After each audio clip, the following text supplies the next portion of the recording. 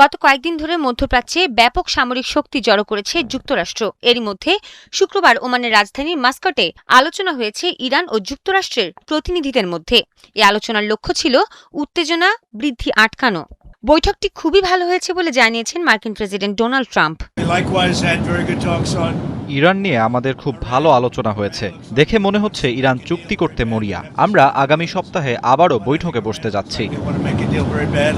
ওমানে যুক্তরাষ্ট্র ও ইরানের ঊর্ধ্বতন কর্মকর্তাদের আলোচনার পর একে শুভ সূচনা বলে অভিহিত করেছেন ইরানের পররাষ্ট্রমন্ত্রী আব্বাস আরাকচি। তিনি বলেন, আলোচনা থেকে ফল পেতে হলে হুমকি ও চাপ প্রয়োগ থেকে বিরত থাকতে হবে।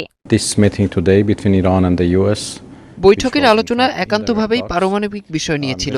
দুই পক্ষের মধ্যে অনাস্থার আবহ ছিল, সেটিকে জয় করতে হবে। আর পরবর্তী দফায় সম্ভাব্য আলোচনার বিস্তারিত খুঁটিনাটির বিষয়ে পরে সিদ্ধান্ত নেওয়া হবে।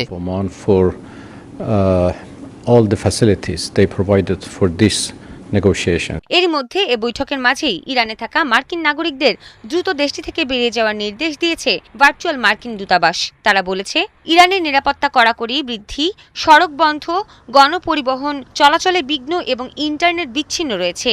দেশটির সরকার মোবাইল, ল্যান্ডলাইন এবং জাতীয় ইন্টারনেট সেবা গ্রহণে বিধিনিষেধ আরোপ অব্যাহত রেখেছে।